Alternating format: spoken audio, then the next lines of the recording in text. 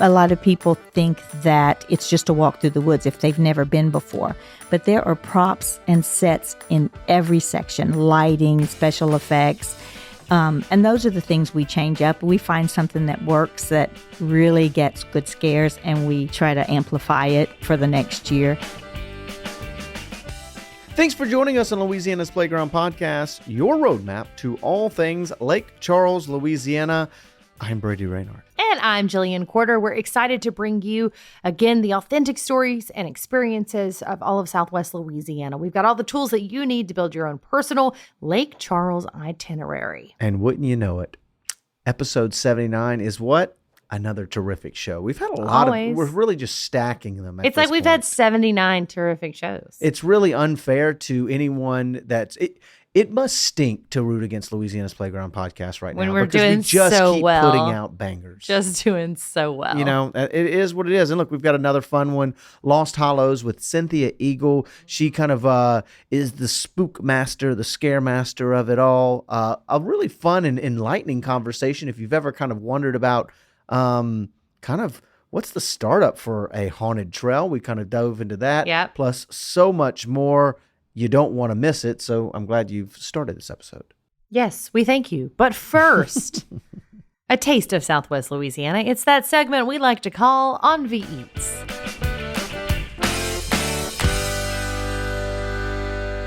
And as always, we like to call it that because that's its name. Envy Eats, we head to Nogal.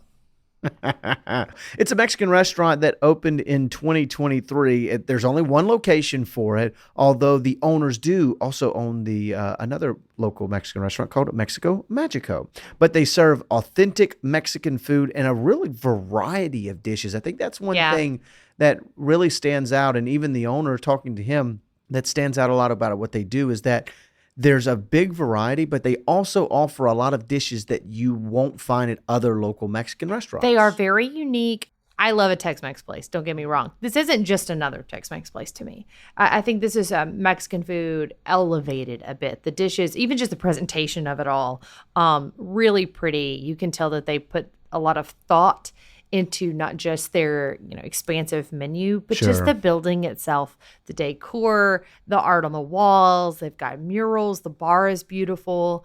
You could just tell that they put a lot of blood, sweat, and tears into this place. Yeah, I mean, it definitely looks wildly unique. There's a huge luchador kind of theme that obviously they were kind of going for with a lot, and a real kind of cool flair there too. Now there's still those Tex-Mex comforts there, like the chips and salsa when you start your meal. But yeah, as you said, it's really, they aim to be a much more authentic experience. So let's start there. Chips and salsa. There's 3 kinds that are brought to the table there. They have their fresh salsa.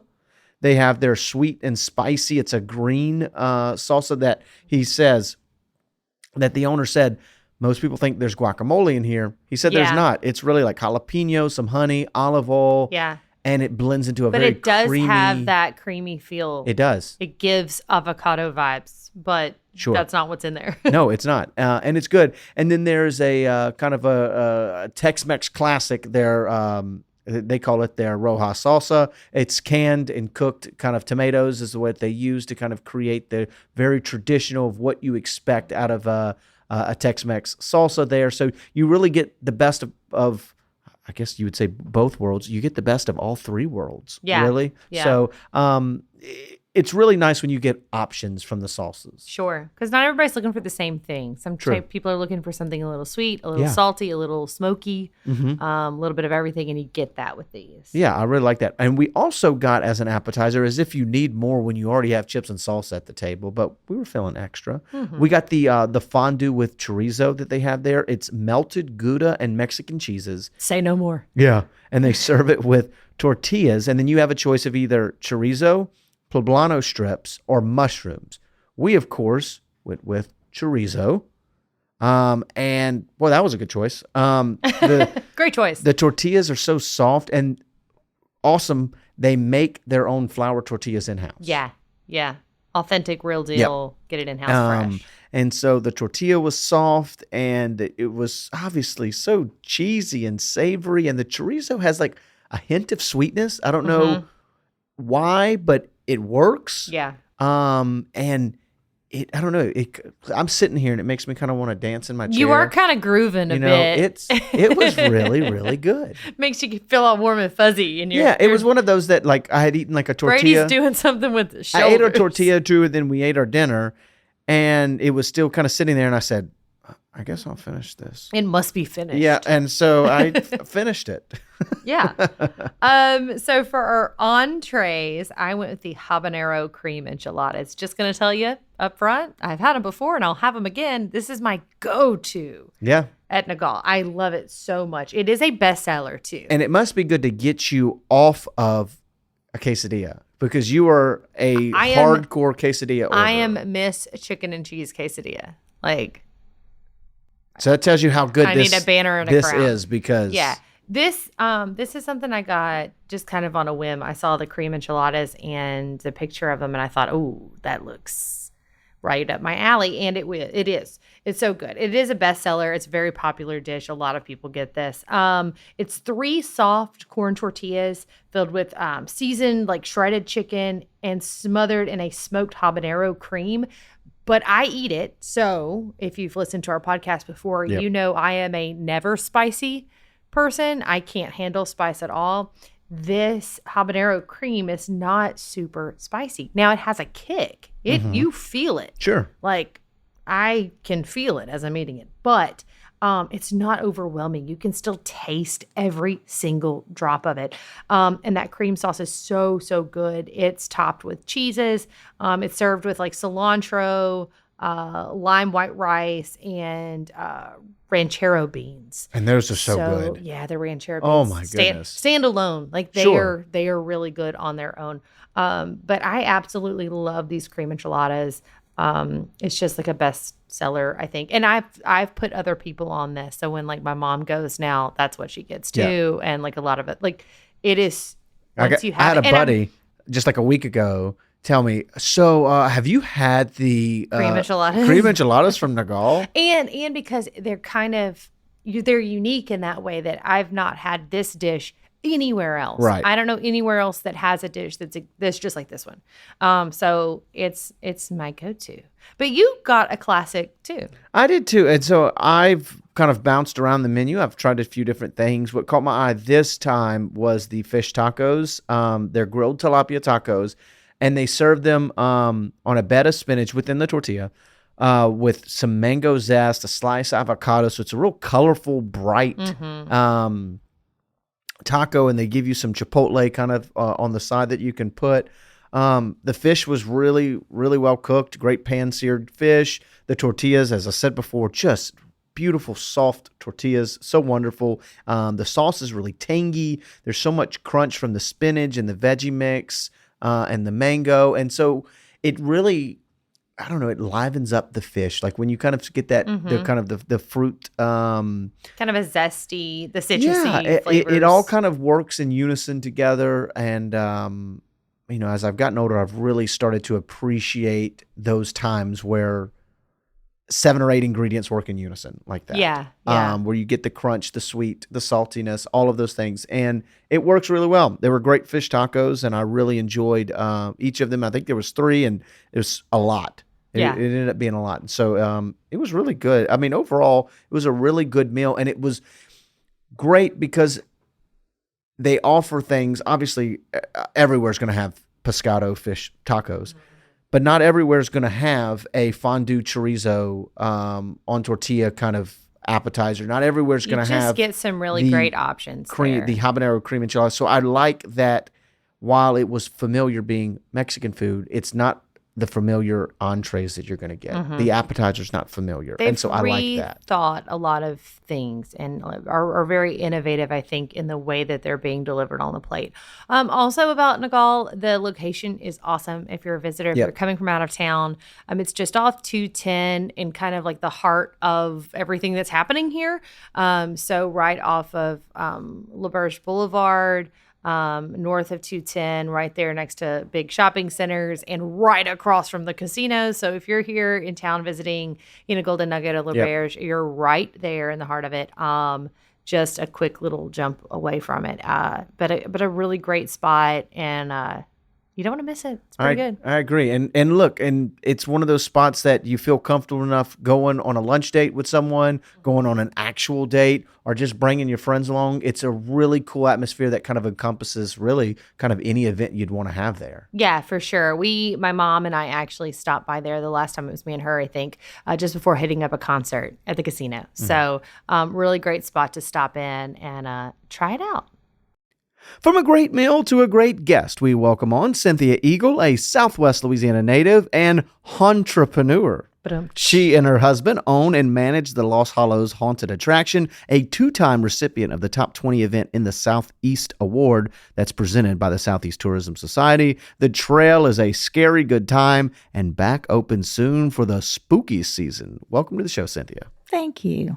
Cynthia, before we get started, we like to ask each of our guests a few questions, some rapid fire questions, so that everybody can get to know you and see how you play in Louisiana's playground.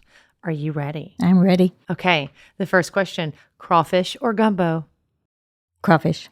Okay. Why is that? Probably because I eat a lot of gumbo, because I love gumbo very much. Amen. And so I look forward to the crawfish. I don't get it as often. That's fair. That's true. Because it is seasonal. But also, that sounds like you really, really like gumbo a lot. I too, absolutely do. So You put a lot of thought into that yeah, answer. I like think. it. Okay. Poolside or beach side? Beach side. Mhm. Nothing beats the real thing. Right. Yeah. I like nature. I'm with you. Okay. Last one, concert or comedy show? Comedy. Okay. Like to laugh. Yes. All right. I like this. Do you get to go to a lot of comedy shows? No, but I actually listen. My husband and I, when we travel to visit our children, Yep. we turn on the comedians, and it makes the 2-day drive seem so fast. Oh I my bet. goodness. It's enjoyable. This sounds a lot like Brady and I when Yeah. we're in the car together. It's always whoever's got the latest, comedy special out is what we're listening to a lot. We're big fans as well. So let's start off with the attraction, Lost Hollows. It's that time of year. I think it's become a real staple. You guys have been a decade plus of doing this. How do you guys ultimately bring the fears to life? We actually try to touch on phobias.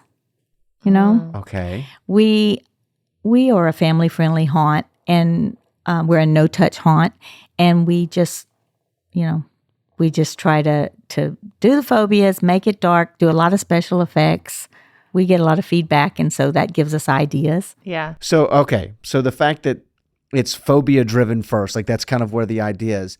Have there been any that you've seen kind of develop? I say that because I don't know the name for the clown phobias, but 35 years ago, clown phobia, I don't think was as popular as it has become in the last 35 years. You see more and more like years. movies and things Sure, like that. it's definitely much more in the mind. I think zombies the same way. That used to not really be a thing as much, and it's become significantly more popular since the turn of the century.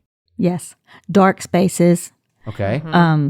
having to crawl, or go Yeah. down. Some of our areas are interactive, and they're just tight places, just all sort of, I don't know, every kind of phobia. Yeah. Rats, not real rats, but The real scary one, But it no is- internet. it is in the That's my woods. biggest phobia. That's mine. Yeah. Yeah, This loss of does happen connection. in the woods, so that alone is frightening to people. So, okay, I know that it grows and it changes every year, right? So 12 years ago you started. How did this get started versus what it is now? It does. We change up some things. Everything isn't new every year. Sure. But we have something new every year. Yeah. And it changes because it's better made now. Mm-hmm. We spend a lot of time on detail. Mm-hmm. And we're trying to spend less because people sometimes walk through with their eyes closed, but we know that's important, and it's important to us. So there are many people that notice all the detail. Mm-hmm. It's a lot of people think that it's just a walk through the woods if they've never been before, but there are props and sets in every section, lighting, special effects. And those are the things we change up. We find something that works, that really gets good scares, and we try to amplify it for the next year. You have to change it up, though, because we do have people, mostly young people, that come every weekend and they like to call out the scares. Oh. So, and what they need to know is they would have a much better time if they didn't call out the scare. Because many times, if our actor, and who would, if someone says, oh, someone's about to pop out of this, they're not going to pop out. So you've ruined it. And I tell these kids, and it's usually kids that do it, I say, don't tell them the scare. If you know the scare because you saw it last weekend, let it happen. Sit back, let it happen, and then laugh at them for the next 3 weeks or 3 years of their life, and you will have a much better time. And they laugh, and so that helps some. But how did you get started in this? It was never on my bucket list. No, I'll say that. I'll just say this. We made lemonade out of lemons. Mm-hmm. We bought some property, 78 acres of land, with a whole nother intention that didn't happen. Yeah. And so we thought, what are we going to do? We had a note. We had a note on this land. We had other ideas and things we would have done with our lives. We're artists, both of us. But I honestly, I'm going to tell you, I think we were called by God to do this. I really do. The anti-bullying program came from that because I was wondering, why are we doing this? We've never worked so hard in our lives. A lot of it fun, creating with repurposed items. We tried to, especially the first year, because we didn't even know if it'd be successful. Sure. So to invest a lot of money. So we built a lot of things in the beginning, not using treated lumber or whatever. And so all that's been replaced now. We lost it all during the hurricane and had to rebuild. That was tricky. And not because the buildings didn't hold up, but the trees that fell on the buildings. Because my husband, if he builds it, it's going to stand. Yeah, for sure. Halloween is a very popular. Lake Charles doesn't have anything like that. We could make a family-friendly situation out of repurposed things. And it's amazing how the community gives us things. They've given us, we have a 66 Cadillac in our junkyard. We have a helicopter, no engine, of course. Lots of cars in our junkyard. We have sections, old buses. There are things you walk through. And, that stuff's donated for the most part. We'll pick up things off the side of the road. And in the beginning, it was a little embarrassing to me. We were on Shell Beach Drive. Someone had cut their palm leaves off their trees. Yeah. And we needed palm leaves for our swamp, right? So we're on Shell Beach Drive. Picking up leaves. Yes. And I had clients on Shell Beach Drive, and I was like, please don't recognize me. Please don't recognize me. Don't ask any questions. We weren't a thing yet. We were getting started. And so, so that's that. I've come a long way, though. Yeah. Now I don't care, because now people know it's not for my home that I'm collecting things off the side of the road. I say to my husband, people are going to think the Eagles have come on hard times. They're picking up trash furniture off the side of the road. Dead leaves and stuff, palm fronds. And I love that a superb handyman and an interior designer are able to in exterior design, right, an entire haunted trail.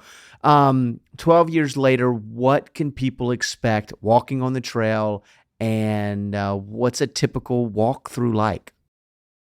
They can expect to be protected. For sure. Safe, for the best of our ability. We before they even go on the trail, I'll tell you this from the start. They park in the parking lot where cons used to be. Spirit Halloween is there this year. Fitting. And we have 3. Well, they were there the first year we started. Spirit Halloween was there, and then they moved, and then they came back. But it was convenient. But in fact, the first year they sold our tickets, but there were just so many people, and it was just too much for their store. Yeah. But we had a great start together. Jason Draper, who owns Spirit, really helped us out with the advertising as far as encouraging it, giving our flyers and things like that. He's a great family. But so they meet at Spirit Halloween, that parking lot. And they get on a cattle trailer. We have 3 that run shuttle. We do that for safety. No one drives except our actors will drive a car in. They are metal detected, checked before they can't bring bags in.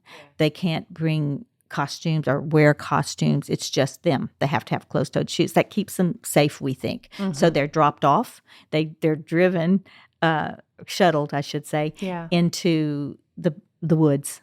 And it's that in itself when you've never done it before and don't know where you're going. That's spooky enough. Right. It's on East Peon. So there's not a lot there.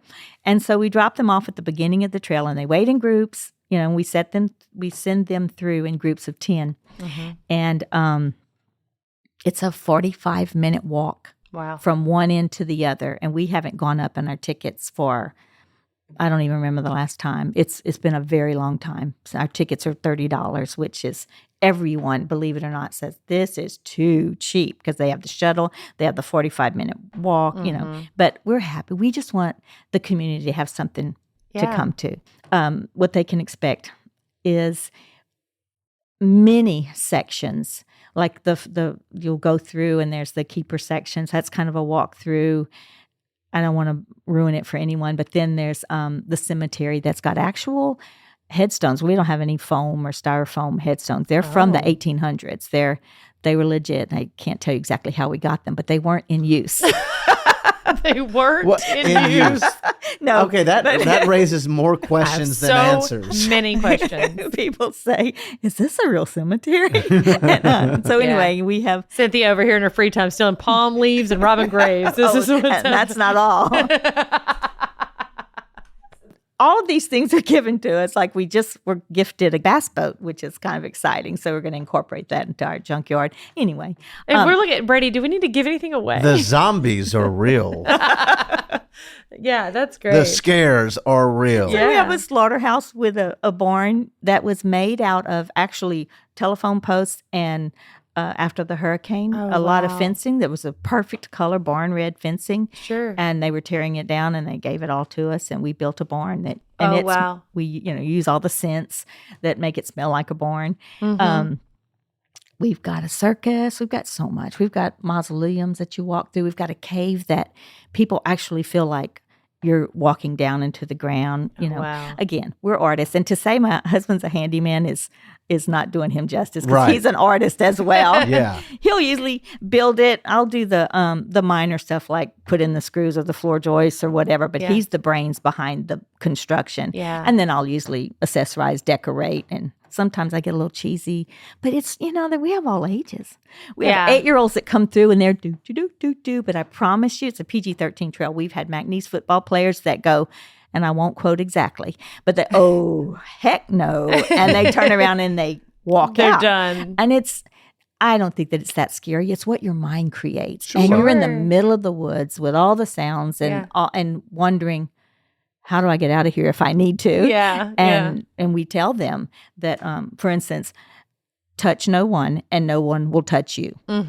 If someone touches you, run for your life. It's not one of us. And they go, wait, what? What? What? Okay, have a good time. Bye. Well, it's the suspension of belief that you give. It's the same thing. You go into a movie. You come out here. You allow yourself to be scared. And if you don't, then you're not giving yourself the fun that you could be. Same thing with a movie, right? So, I love that. Exactly. We have all ages that come through. My favorite is when there's a retired school teacher saying, "This has been on my bucket list, and I'm checking it off." Oh, I love that. And another thing is, you said for all ages, and a lot of this is walking around for 45 minutes. So how much of an exercise is this? I guess that depends on the individual. Yeah. You know, there are a few places where it's not really. For most people, I think there's been one person that I know of that couldn't do it. But most not people can do it because you can go at your own pace. Sure. Okay. And it's safe. There's not a whole lot of right. Like your heart rate's going to get up not because of the exercise, but if you can walk for that long, but you can stop anytime and rest. Scaredy cat time is 25 minutes. If you can just run, close your eyes and just run. You can just get Except that we don't let people run.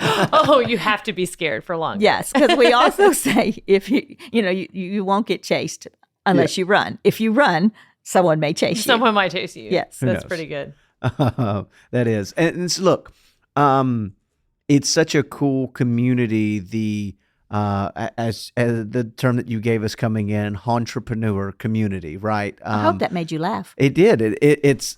I'm not sure if it's a made up word or not. It cracked me up. I mean, it's good and it's fun to say. and fitting for what you do. And so I say that, but amongst that genre of people, for lack of a better term, I've seen where you guys get a lot of credit for your actors. And that really helps make the experience. What goes into the actors having such true and authentic performances? But not too authentic, because that would not be good. We provide the atmosphere, and generally the people that come, it's interactive theater in the woods is what I'll say. So the people that apply to do that job love Halloween, love the adrenaline rush from scaring someone. So they watch the horror movies. They know what's scary. I pretty much let them do their own thing. It's a no-touch haunt, so they're not allowed to touch anyone. And not everyone is scary. A lot of it's role-playing, just entertainment. When at the end of the trail, if someone comes through and goes, well, that wasn't really that scary to me, because everyone has different levels. Sure. I have some of the actors that are afraid of love bugs. If you have a phobia, you have a phobia. But anyway, when they say that, I say, were you entertained? That's my goal. Yeah. To give a safe place for people to come have a good time. It's an evening. It's going to take you all evening, most likely, to do it. So you and your husband y'all are the brains behind this all. I mean, obviously, the choreography is all from your minds. Do you walk through it every year, to make sure all the bells and whistles are going off like it needs to be? Do you walk through it, and are you still scared? Do you still get a little jumpy through certain parts of it? It's funny you say that.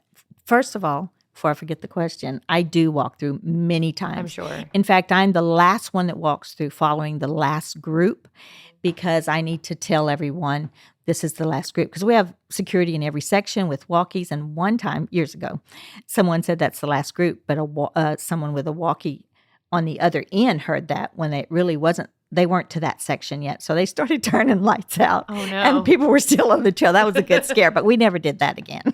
It was not never messed up like that. Okay. So now they know it's not over until I walk through. But I do walk through. But I let the actors do their own thing. Yeah. And they love it. They're there because they love that people are paying to be scared, and they're enjoying it. I got to be a scarer at a haunted house one time for one night, and I was terrible at it.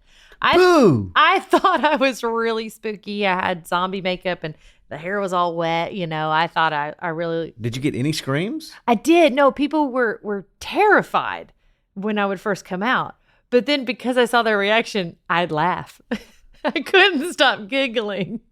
I broke character way too many times, and it just didn't... Didn't get a call back. I did not get called back the next year. I did not. I'm sorry. But it was fun. It was fun. It is fun. It's so much fun, because, I won't do this to the listeners, but I could talk forever about funny things that have happened. I'm sure. And the scares. And for instance, we don't have hay on our shuttle anymore. It used to be a hay ride.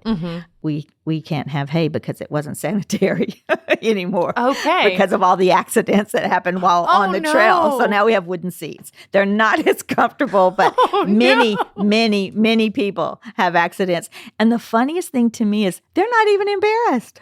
They're just like, yeah, it is what it is, man. You scared the out of me. And it's like, and they're just laughing, and it's just hilarious. So we do have wooden seats now.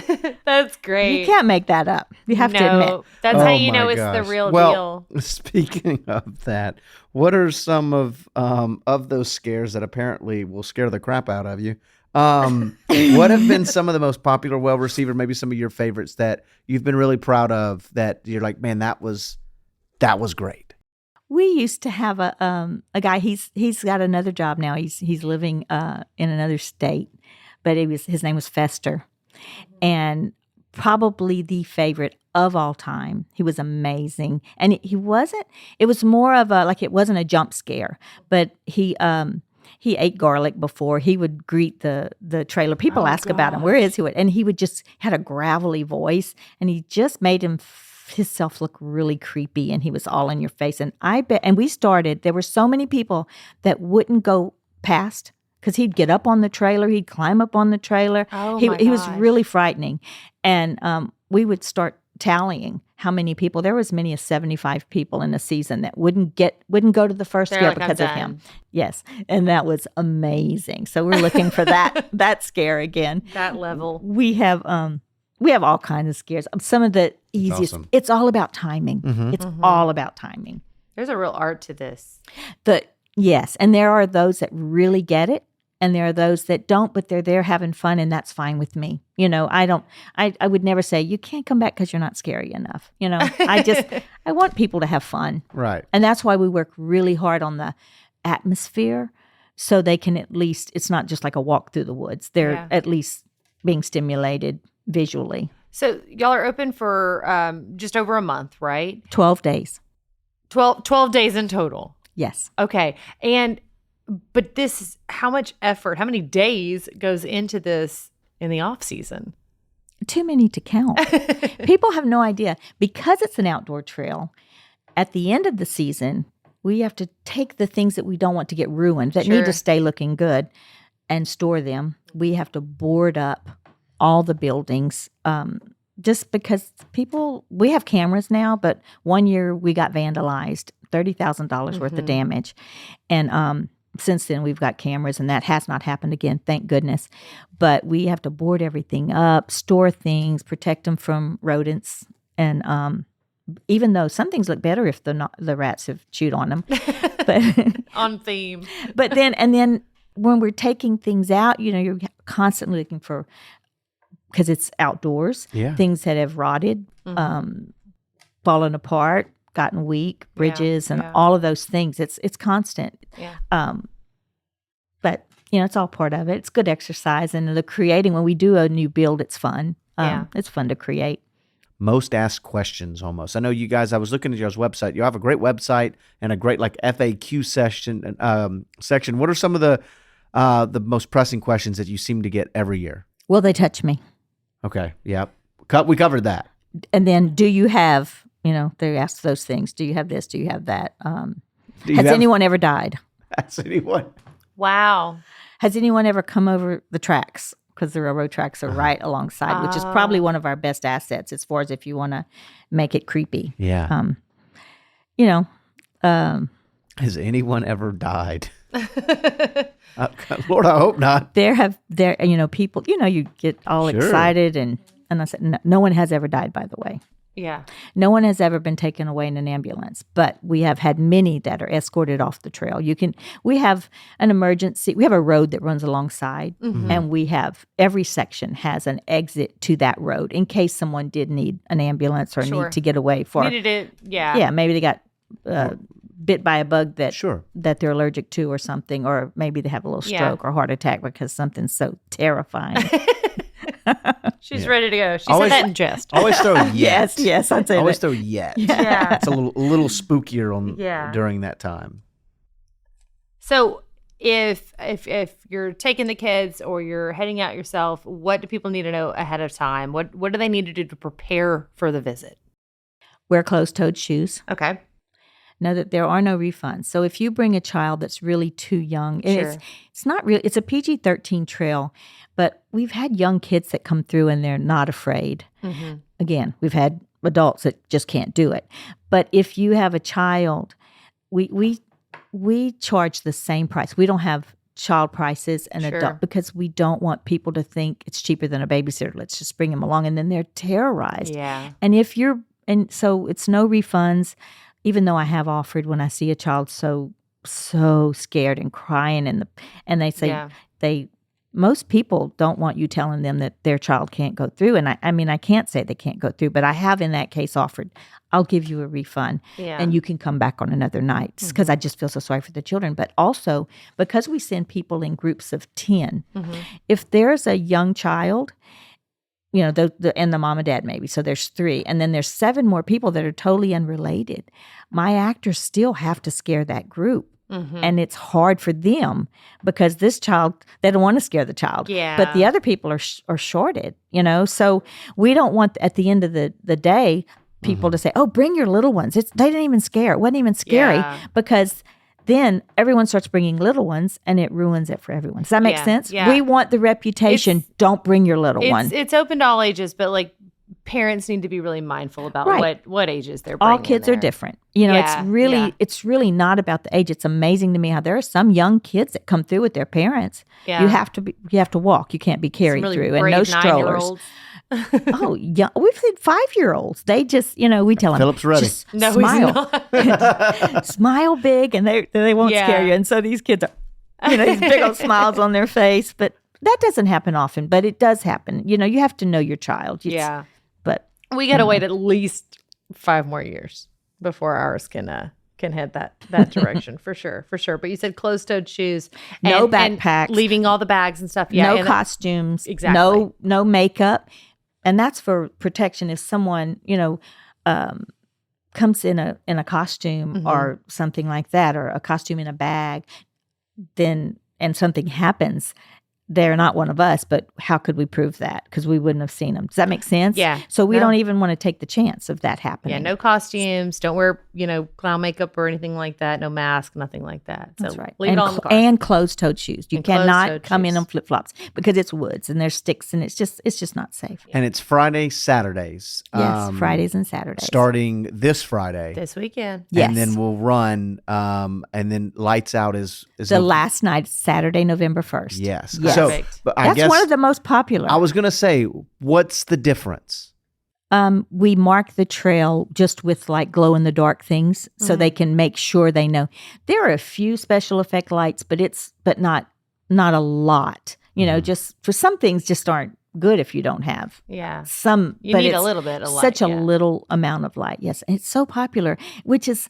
To me, I'm like, oh, you don't get to see all the work we put into this. It's just dark. You but should see it lit they up. Yeah. love it. And, many love it. And they'll come multiple nights. That's the thing that's most surprising to me, that they come multiple nights. Some brave souls that do the lights out. And I night. love that there's almost in everything, the internet has truly allowed people to find their hobbies and be able to share those hobbies. There's so many haunted trail enthusiasts that come, and you get the videos and, document it. And it's always cool that that they put it right up there with some of their other favorites. The bloggers. We have bloggers Yeah. that come from New Orleans, from all over. They'll call and they'll say, hey, can I go through the trail? And of course we love that. We, I think that someone that's into haunted attractions just go from every weekend it's a different one. Yeah. So they, we have a band actually that it's Granada Band in Mississippi that has been coming the last several years. They go to the competition in Magnesia. I think they win, or I think they have won the last couple of years. But that whole band comes through our trail. That's funny. That's So they really used to fun. go to another attraction, and when they found out about ours, they come and they love it, and they're the best kids. They're so well behaved, and it's a bunch. That's a bunch of kids. That's awesome. And And they so Fridays From and Mississippi. Saturdays during that time, and there's group rates and stuff available, but all that information is where? On the internet. If you go to the losthollows.com, Okay. it tells you how to find out about the discounts and the group tickets, and we give military, and And you can buy your tickets there as well? you can. Okay. Everything is on the Facebook. It's on our website. It's very easy to figure out. Or you can buy tickets on The site. night out. And I do want to say this because I always feel bad when someone buys a fast pass and they get there and there's not a line, because you never know. Mm-hmm. So I want to tell people that you can always upgrade to fast pass. You can buy your regular ticket because that guarantees you admission. If we stop selling tickets, we'll sell a certain amount of tickets and then we won't sell any more. But if you already have your ticket, then you can. If you get still there and the come. line's really long, you want to upgrade, you Right. can do that. You can do that. Perfect. And Perfect. that I just, that probably cost me a lot of money, but I feel just so sorry for people that come and there's no line and they've paid twice as much for Yeah, their ticket. sure. And then the Full last disclosure. tip for people is, if you want to avoid the line, if your main thing is that you just want to experience a trail and do so, your advice is to what? Come earlier in the season, Right. correct? They start, yes.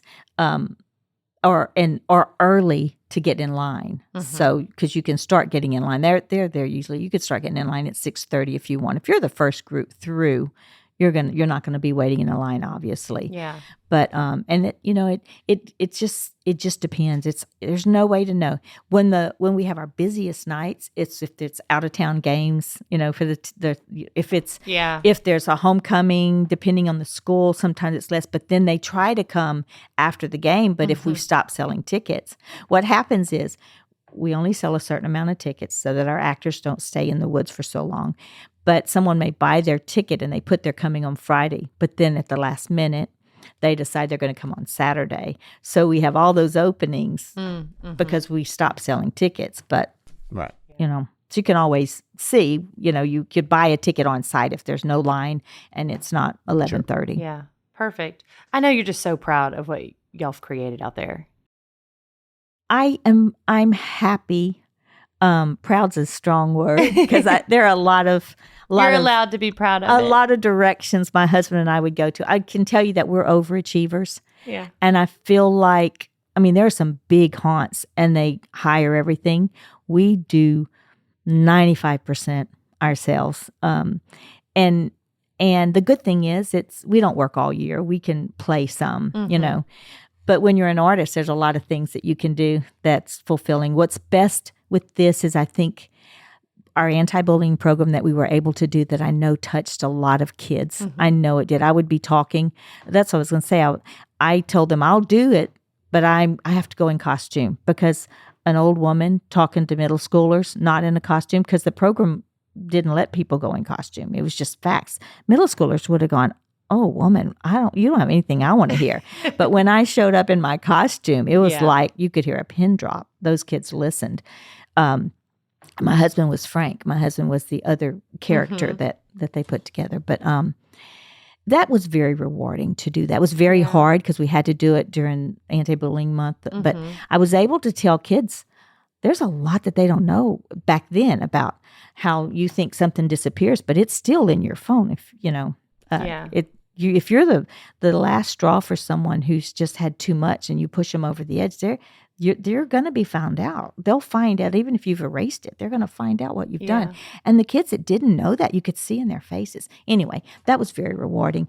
I love that we provide a safe, as safe as we feel like, community for people to act. We accept everyone, all personalities, all different